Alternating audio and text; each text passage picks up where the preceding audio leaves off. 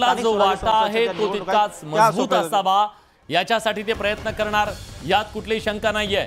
माझा सहकारी विशाल परदेशात आपल्या सोबत जोडला गेलेला आहे। विशाल, आजचा दिवस आपल्यासाठी आपलं हे बुलेटिन सुद्धा अतिशय महत्त्वाचं आहे। बिलकुल, दिल्लीत पुढच्या 5 वर्षांसाठीचं सत्तेचं समीकरण ठरणार आहे। कुणाचा सत्तेत वाटा किती आहे हे ठरणार आहे आणि त्याची महाफैसल्याची महाबैठक दिल्लीत सुरू आहे। म्हणून या महाबैठकीत नेमकं आज काय घडतंय विलास, याकडे सगळ्यांचं लक्ष लागलेलं आहे। चला प्रशांतकडे जाऊयात। प्रशांतकडे काय अपडेट आहे आपण जाणून घेऊयात। प्रशांत, शिवसेनेकडनं, शिंदे गटाकडनं अमित शहांसमोर वेगवेगळे प्रस्ताव ठेवण्यात आलेले आहेत, पण राजकारणातले चाणक्य म्हणून अमित शहा आज कशा पद्धतीने सगळ्यांचं समाधान करतील असं वाटतंय? विलास, जर बघितलं मी तुम्हाला अमित शहा यांचं निवासस्थान दाखवण्याचा प्रयत्न करतो। मी जिथे उभे आहे हे अमित शहा यांचं कृष्णा मेनन मार्गावरील निवासस्थान आहे। समोर जे दिसतंय हे समोर पूर्ण बॅरिकेडिंग झालेला जो परिसर आहे हा कृष्ण मेनन मार्ग आहे आणि या कृष्ण मेनन मार्गावरती अमित शहा यांच्या निवासस्थानी ही बैठक सुरू असल्याची आपल्याला माहिती मिळते। आणि सोबत जर बघितलं आपण ज्या पद्धतीने माहिती आहे, साधारणतः इथेच समोरचा जो दरवाजा दिसतो त्या दरवाजातून देवेंद्र फडणवीस गेले। हा उजव्या साईडचा जो दरवाजा दिसतो इथून एकनाथ शिंदे। एक महत्वाची ब्रेकिंग न्यूज, अमोल मिटकरी राष्ट्रवादी काँग्रेसचे प्रवक्ते अमोल मिटकरी यांनी एक सूचक वक्तव्य केलंय। जंगल में सन्नाटा छाएगा असं मिटकरींनी म्हटलेलं आहे। त्याच्यामुळे ही वादळापूर्वीची शांतता आहे का असं काही या त्यांच्या ट्विटमधून त्यांना सुचवायचं आहे का विलास, असं देखील म्हणावं लागेल। आता हा एक नवीन कुठला ट्विस्ट आहे का माहित नाही। अजित पवारांना काही शब्द दिला गेलेला होता का? मग असं असेल तर पहिली वेळ अजित पवारांची आहे का माहित नाही।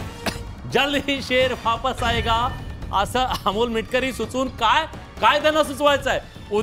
उदय जाधव यांच्याकडे आपण जाऊया, प्रशांतकडे सुद्धा जायचं आपल्याला। हा वेगळा ट्विस्ट असू शकतो का? असं काही ठरलेलं असू शकतं का?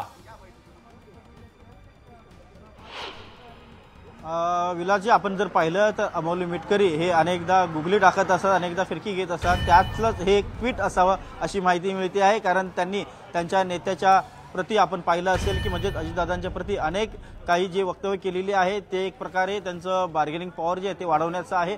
कुठेतरी अजितदादा पवार यांना अत्यंत महत्त्वाचं खातं किंवा अत्यंत महत्त्वाची भूमिका जी आहे या नव्या राज्यमंत्रिपदात निभावायला मिळणार असं एक सूचक वक्तव्य जे आहे ते त्यांनी केलेलं आहे। त्यामुळे पाहावं लागेल आता अमोल मिटकरी यांचं वक्तव्य आणि केलेलं जे ट्विट आहे ते किती खरं ठरतं आहे, प्रत्यक्षात किती उरतंय हे पाहावं लागणार आहे। मात्र आपण पाहतो सर्वत्र जे महायुतीच्या बैठकीच्या निर्णायक बातम्या ज्या आहेत त्या सुरू झालेल्या आहेत, त्यामध्ये आता अमोल मिटकरी यांनी देखील दाखवलेलं आहे की नेमकं काय परिस्थिती होते, काय होतं हे आता पाहावं लागेल।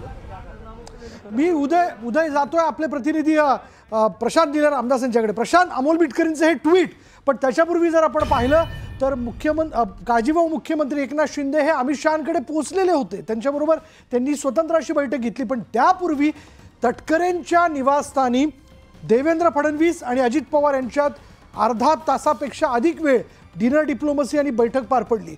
या बैठकीपूर्वीची मोर्चेबांधणी त्यांनी केली आहे का?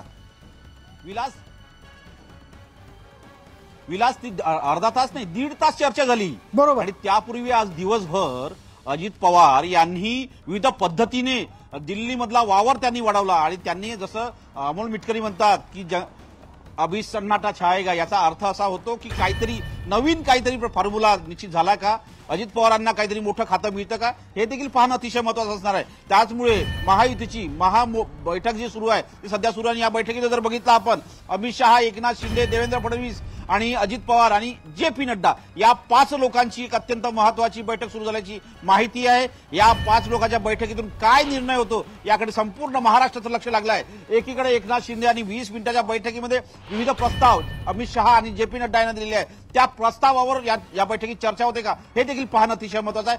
5 प्रमुख नेते महाराष्ट्राच्या मुख्यमंत्र्याचं भवितव्य चेहरा निश्चित करतायत। प्रशांत, यापूर्वी जर आपण बघितलं तर या बैठकीमध्ये वेगवेगळ्या मुद्द्यांना घेऊन खरं तर चर्चा झालेली असेल, पण अजितदादांचा सगळ्यात मोठा इंटरेस्ट तो म्हणजे राज्याच्या तिजोऱ्या म्हणजे अर्थ खातं स्वतःकडे असावं, याबाबतीत त्यांचा कायम पहिल्यापासून आग्रह राहिलेला आहे। यंदा देखील या बैठकीत उपमुख्यमंत्रीपद आणि शिवाय अर्थ खातं आणि शिवाय इतर महत्त्वाची खाती ही पदरात पाडून घेण्याचा त्यांचा प्रयत्न असेल का?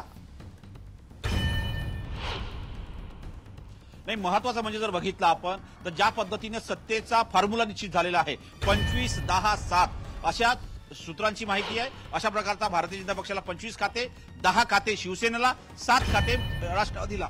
पण या 7 खात्यांमध्ये काही महत्वाची खाते मिळावे यासाठी देवेंद्र फडणवीस चर्चा झाली का, हे देखील पाहणं अतिशय महत्वाचा ठरणार आहे. आपल्याला माहित असेल की ज्या दिवशी निकाल लागला त्याच दिवशी साधारणतः अजित पवार यांनी स्पष्ट सांगितलं की तिजोरीच्या चाब्या या निश्चितपणे माझ्याकडे असणार. आणि महत्वाचं म्हणजे 9व्यांदा उपमुख्यमंत्री होण्याचा ते रेकॉर्ड असतात का, हे देखील पाहणं महत्वाचं असेल. कारण की यापूर्वी सुशील मोदी हे अनेकदा मुख्यमंत्री म्हणजे 6व्या ते मुख्यमंत्री उपमुख्यमंत्री राहिलेले आहे. त्यामुळे 9व्यांदा मुख्यमंत्री होण्याचा जो साधारणतः जरा असं म्हणावं लागेल की अजित पवार हे तो रेकॉर्ड ब्रेक करतात का, हे देखील पाहणं अतिशय महत्वाचं असेल. पण या सगळ्या बातमीवर अत्यंत महत्वाचं आहे की बैठक सुरू आहे आणि बैठकीमध्ये आता प्रस्तावावरती विविध प्रस्ताव आणि उत्तर दिले जात आहे. जे चाणक्य समजण्याच्या राजकारणातले ते या प्रमुख 3 नेत्यांना समजवण्यात यशस्वी होतात का, हे देखील बैठकीनंतर कळेल. पण महत्वाचं म्हणजे आता निश्चितपणे महायुतीचा चेहरा कोण असेल, मुख्यमंत्र्याचा चेहरा कोण असेल, हे निश्चित होईल. खरं तर आपण दोघांनाही सांगायला हवं, ही अशी बैठक आहे जिथं तह करायला सगळे चाणक्य बसलेले आहेत. त्यामुळे आज कोण कुणाच्या हातून किती काय घेऊन जातं हे पाहणं महत्वाचं आहे. त्यामुळे अमित शहा या बैठकीमध्ये कशा पद्धतीने अंतिम निर्णय घेत आहेत आणि हा निर्णय घेतल्यानंतर सगळ्यांचं समाधान करण्याच्या बाबतीत ते सगळ्यांना कसं समजवत आहेत यात त्यांचा मोठा कस लागणार आहे. यानंतर इथे वेळ झाली का ब्रेकची. ब्रेक घेऊयात. पहा फक्त न्यूज 18 लोकमत.